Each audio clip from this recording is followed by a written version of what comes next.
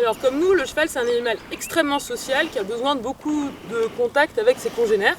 Le poulain, s'il est élevé tout seul avec sa mère et puis éventuellement après avec des chevaux du même âge, il va quand même passer à côté de l'apprentissage de beaucoup de codes sociaux et de situations, d'expériences sociales. Et je pense que plus les chevaux sont sociabilisés avec leurs congénères et plus il y a de chances qu'ils soient aussi sociabilisés avec les humains. L'avantage des franches montagnes pour nous, qui est quand même un peu l'essentiel des chevaux que nous avons, c'est qu'ils sont vraiment élevés en troupeau.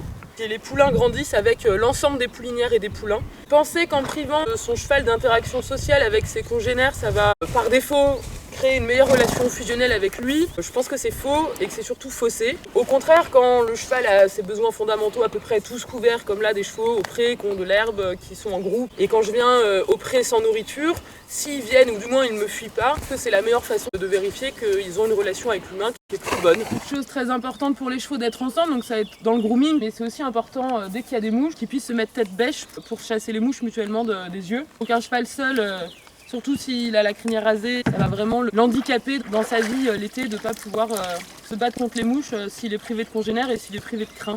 Vivre en troupeau ici pour nous c'est une vraie sécurité parce que s'ils ont l'espace-temps pour régler leurs différends entre eux, pour créer leur dynamique de groupe, pour avoir leur vie de cheval en fait, ça sera une vraie sécurité quand on sera dessus au travail.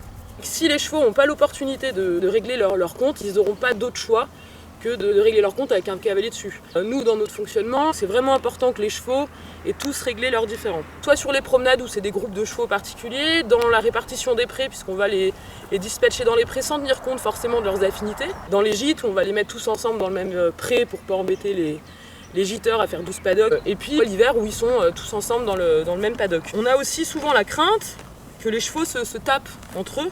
Donc c'est un petit peu ce qui nous empêche de les mettre ensemble. S'il y a suffisamment d'espace pour que les chevaux puissent s'écarter et fuir, finalement ça se limite généralement à des avertissements, à des menaces. Au niveau des oreilles, on va menacer avec la croupe, etc. Mais les chevaux, s'ils ont la possibilité de s'écarter et qu'ils ont accès aux ressources, aux nourritures, un peu partout dans le pré ou dans le paddock, ça va bien se passer. Nous on peut voir qu'il y a des morsures, surtout l'hiver en fait où l'accès est limité à quelques râteliers, donc ils sont quand même un peu dans cette promiscuité, donc il va y avoir des échanges de morsures, des coups de pied, c'est très rare. Et en même temps c'est important, c'est comme nous humains, dans notre vie au travail, dans notre famille, dans notre vie de couple, dans des colocations, on a souvent des différends, des altercations, des disputes, et dès qu'on a l'opportunité de s'expliquer, ça apaise tout de suite les conflits. Donc il faut que les chevaux aussi aient ces moments-là pour exprimer leur vie de cheval et communiquer entre eux. Ce qui est intéressant, nous, c'est quand on intègre aussi des nouveaux chevaux dans le troupeau. Il faut que ça soit dans un espace assez grand pour que ces chevaux qui vont d'abord se faire chasser et être mis à l'écart, ils aient la possibilité de s'écarter du troupeau constitué et d'avoir malgré tout accès à la nourriture, bien sûr. Ça va bouleverser aussi complètement l'ordre établi dans le troupeau constitué, ça va tout remettre en cause.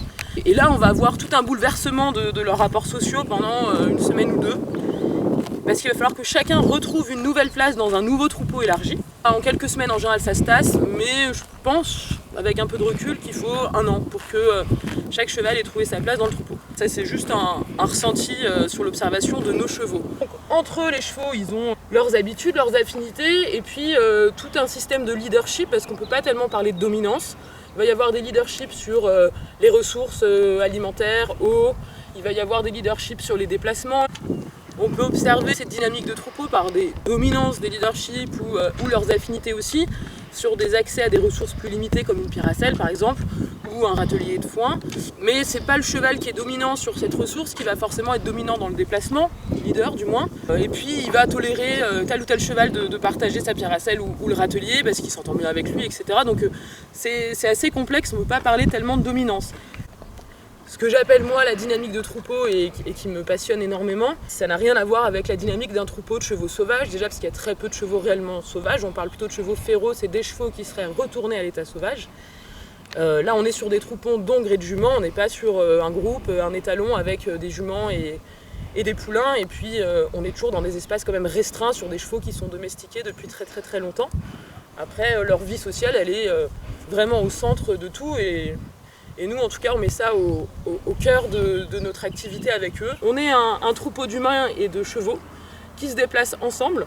Donc déjà, de comprendre un petit peu comment ça fonctionne au niveau des chevaux, c'est intéressant. Ce qu'on observe aussi, c'est que quand on fait des groupes de 3-4 cavaliers, il y a une certaine dynamique qui s'installe et il suffit que le lendemain on change un cheval et qu'on le remplace par un autre, la dynamique va être complètement différente. Et donc on l'utilise aussi beaucoup en promenade, en randonnée, notamment en tant qu'encadrant, parce que on va justement servir de la personnalité du cheval, de son éventuel leadership sur une tâche, pour jouer avec ça et l'utiliser complètement pour gérer la sécurité du groupe cavalier-chevaux.